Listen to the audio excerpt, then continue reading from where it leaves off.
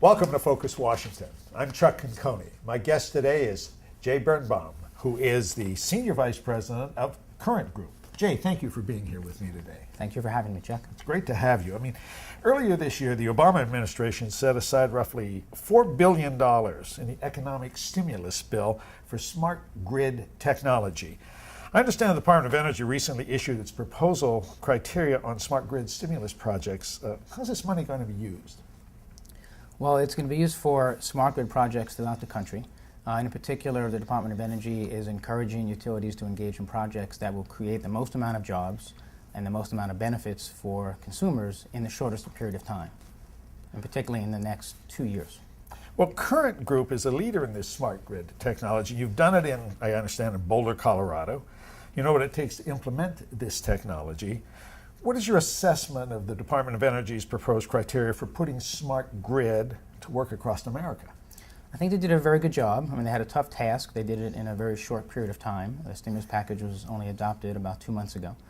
And what DOE is focusing on is the criteria to enable a large number of utilities to get enough funding to stimulate a smart grid project that that particular utility wasn't already going to be doing. So they're trying to jumpstart projects, not necessarily pay for them or largely subsidize them, but get enough utilities to engage in deploying this new technology to upgrade our electricity grids. And in that way, they can start to create a momentum where the utilities would finish out the projects over time. I'm going to ask you to be a little bit technical at this particular point. Summarize the key provisions of the Department of Energy proposed guidelines for this. Well, the stimulus package actually broke down the smart grid funding into two separate groups.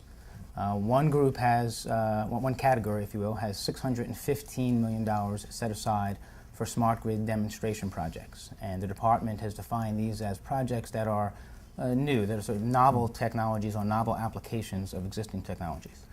And then there is a second category, which is much larger. It's almost $3.4 billion. And that is for commercial deployments of smart grid technology, much like what we're already doing in Boulder and in other locations. Now the utilities would go and deploy previously deployed or pre-existing commercial technology. Are there any problems you've noticed in the DoD proposed plans for this?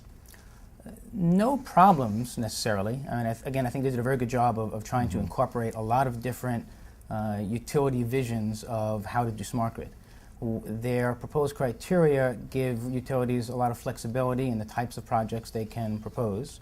The constraints are the time, that is, you have to have the money spent within 2 years or you can't use it any longer, as well as the benefits. The department is looking for projects that will create a large number of benefits, such as environmental benefits, job creation, reducing electricity costs, integrating renewable energy resources and what's called distributed energy resources like solar panels on your roof.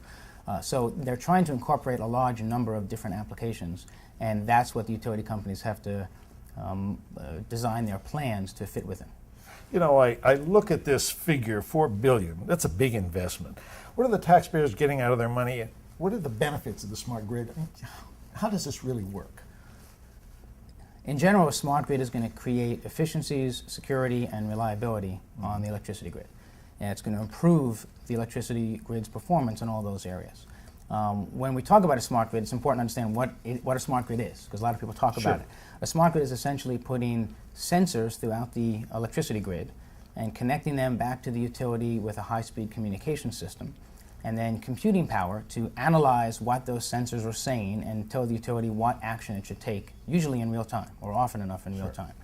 So what we get from that is reduced electricity cost, because now utility companies know how much energy they have to send down the wires and how much they actually are sending down the wires, so they can actually modify the amount of electricity they send. Utility companies sometimes send more than they need because there's no way to measure in real time how much electricity is actually getting sent to our homes.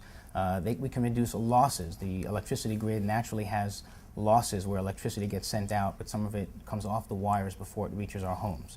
Utility companies can mitigate that loss, or some of those losses, with smart grid technology. And they can integrate these other technologies, such as renewable and distributed energy technologies, because without a smart grid, many of these technologies become what some have called niche markets, that only a few of us will have them. You mean like solar and wind power, that kind of thing? In particular, the distributed energy resources, but also centralized wind and solar, because those resources tend to be intermittent. The wind doesn't always blow and the sun doesn't always shine, and it's not always predictable when it's going to stop and start. You have to have a system that can interact very quickly. So the investment is going to pay off, you figure, the $4 billion.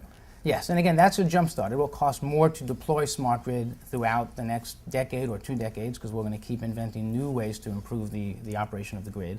But the $4 billion will get a number of utilities off to the races as far as deploying it. Jay Birnbaum, thank you for being here. We'll have to Thank talk you, some Chuck. more about this at another time. Thank you. I'm Chuck Coney, and this has been Focus Washington.